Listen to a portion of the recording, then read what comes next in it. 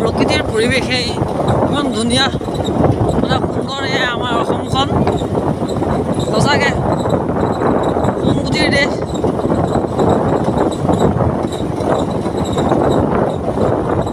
আমাৰ অসমৰ মাটিতে সোণ থাকে, খালি আমি বুটলিব নাজানো কাৰণেই আমাৰ অৱস্থা এনেকুৱা। এতিয়া আহি আছোঁ এটা বিশেষ ভিডিঅ' প্ৰস্তুত কৰিবলৈ। ইমান সুন্দৰ পৰিৱেশ প্ৰকৃতিৰ। এয়া বৰ্তমান মাজুলীৰ দৃশ্য।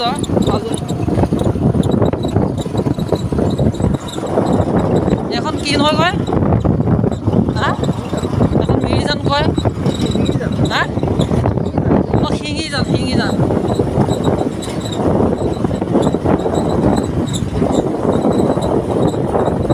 আমি এজন খেতিয়কৰ ঘৰলৈ আহি আছোঁ।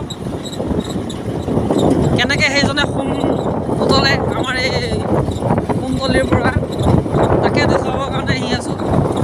আপোনালোকৰ চাই চাওঁতে উপকৃত হয়, সেই বুলিয়ে এই ভিডিঅ'টো বনাইছোঁ। যিখিনি মানে খাটি খোৱা মানুহ কষ্ট কৰিব পাৰে।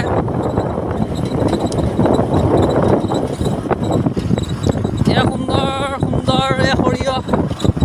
এনেই আমি মিঠাতেলৰ দাম বুলিয়ে কওঁ, কিন্তু কথা হ'ল কি, যদি খেতি কৰিলেহেঁতেন তেতিয়া মিঠাতেলৰ দাম নহ'লহেঁতেন।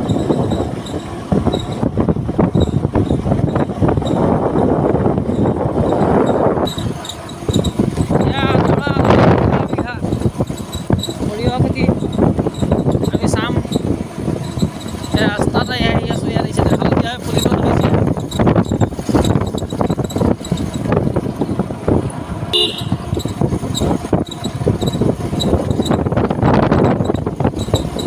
মানে সোণতলিৰ সৎ ব্যৱহাৰ।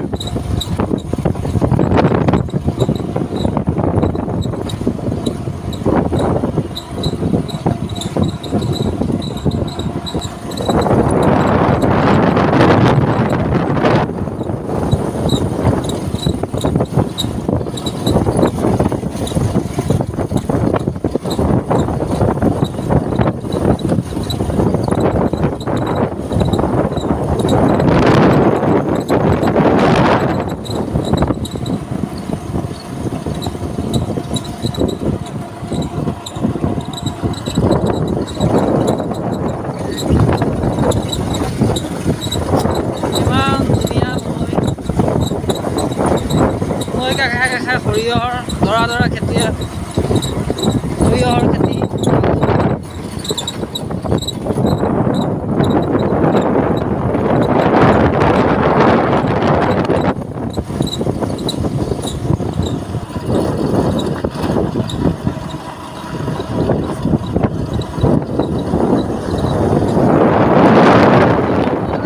সিমান দূৰলৈকে সৰিয়হৰ খেতি দেখিবলৈ পোৱা যায় ৰাস্তাৰ দুই কাষে।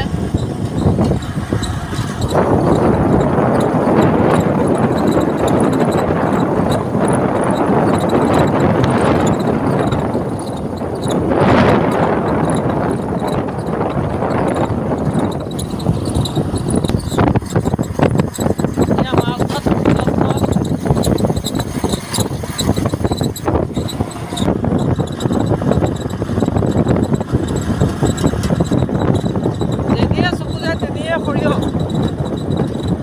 হালধীয়া ফুল।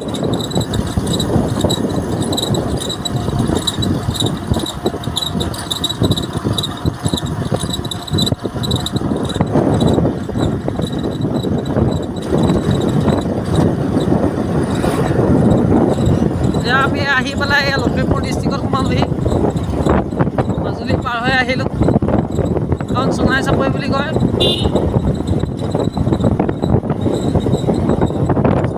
তিনিআলি কছাৰী।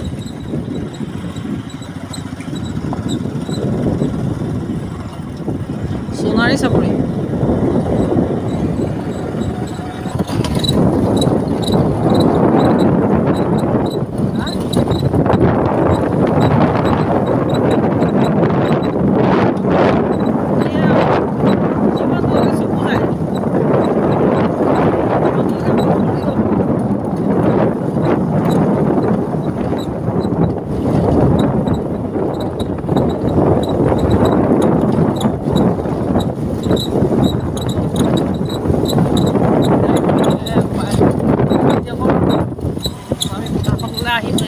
পামহি আহি আছোঁ পোৱাহি নাই এখন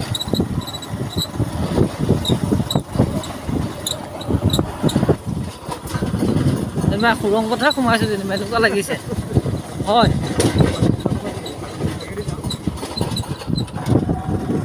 এয়া আলু খেতি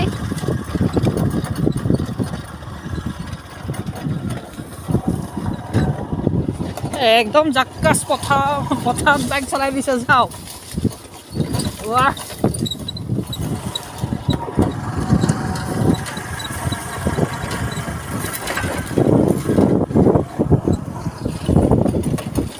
এতিয়া শেহতীয়াকৈ পাৰিছে ন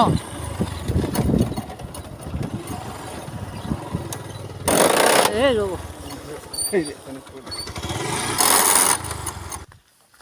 এয়া পাই গ'লো সেই অৱশেষত আহি আমি আপোনাৰ মুখখন দেখাই দিয়কচোন আমাৰ খেতি অঁ দেখিব বাৰু এয়া মাজে মাজে আলু ইয়াত কেইবিঘা লগাইছে আপুনি 7 বিঘা আলু কৰিছে আৰু সৰিয়হ অঁ 16 বিঘামান সৰিয়হ কৰিছে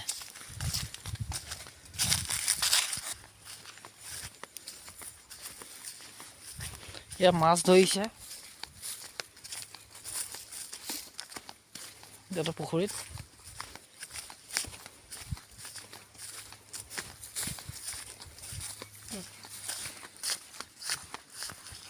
এয়া অৱশেষত আমি আলু খেতি পালোহি আলু খেতি এয়া মাজে মাজে ৰঙালাও দি দিছে এইটো কি গছ এইটো কি গছ এইটো এগেৰুৱা এইটো নাখায় নহয় এই অপতৃণ ন এয়া মাজে মাজে ৰঙালাও দিছে এয়া আলু মাঘৰ শেষত খানিব পাৰিব মাঘৰ লাষ্টৰ কথা কৈছোঁ অঁ হয় নেকি তেতিয়া সঁচৰ কঠীয়াটো মানে তেতিয়া পুৰঠ হয় অঁ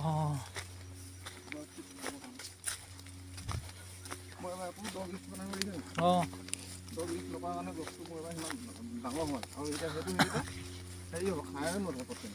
এই পানীটো পালে কাৰণেহে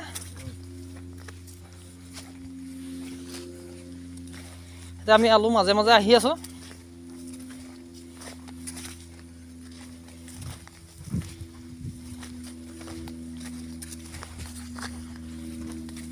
এইফালে চাৰিফালে সৰিয়হ মাজত আলু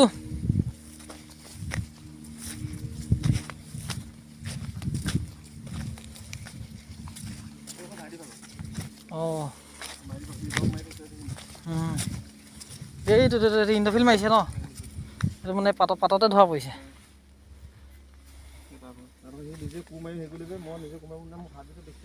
অঁ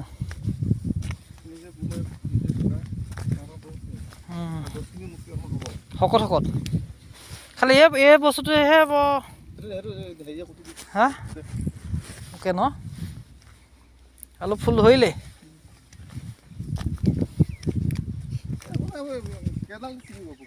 অঁ এতিয়া জিলমিল শাক এমুঠিকে লৈ যাম যেন পাইছোঁ মই বুজিছে নাই দেখি একদম কিবা লাগি গৈছে ইয়াত সাৰ নাই মই নহয় ইউজ কৰা নাই নহয় ইয়াত জিলমিল শাক আমাৰ বজাৰত দাম ইয়াত এতিয়া এইবোৰ এনেই নষ্ট হৈ গৈছে এইয়া দেখিছে নাই জিলমিল শাক বজাৰত বহুত দাম ইয়াত এতিয়া এনেই নষ্ট হৈ যাব ন বিকিবলৈ একদম ধুনীয়া হৈছে সঁচাকৈ দেই এনেই কয় কয় নি আমাৰ সোণৰ অসম বুলি হা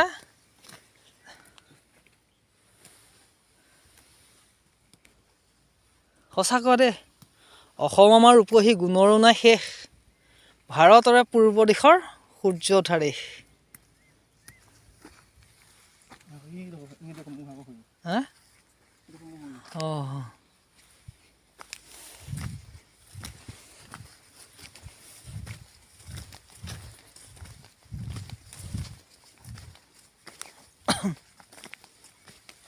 আৰু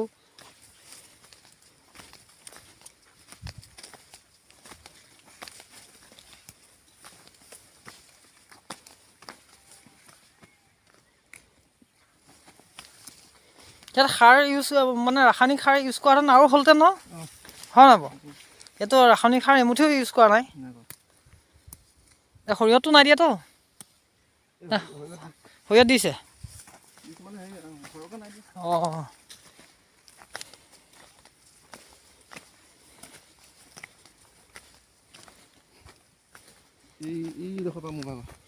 এই এনে কথাটো সুধিছোঁ দেই এবিঘা মাটিত আপোনাৰ ধৰি লওক কিমান কেজি সৰিয়হৰ প্ৰয়োজন আগতীয়াকৈ সিঁচিলে 2 কেজি আৰু পাছতে সিঁচিলে মানে আঢ়ৈ কেজি অঁ এইবাৰ মাটিমাহটো এইবাৰ লছ হ'ল ন বৰষুণে এইবাৰ শেষ কৰি দিলে ইয়াত বেছি মানে কষ্টও নহয় ট্ৰেক্টৰে হাল বাই দিলে হাল বাই 2-3 হাল বাৰ পাছত গুটিটো সিঁচি দিলে হৈ গ'ল আৰু তুলি দিলে হৈ গ'ল হয় নাই বাৰু ইমান কষ্টৰ একদম কষ্ট কমটি ন অঁ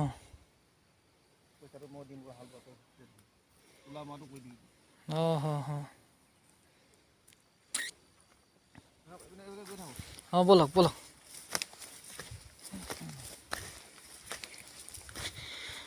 এতিয়া এই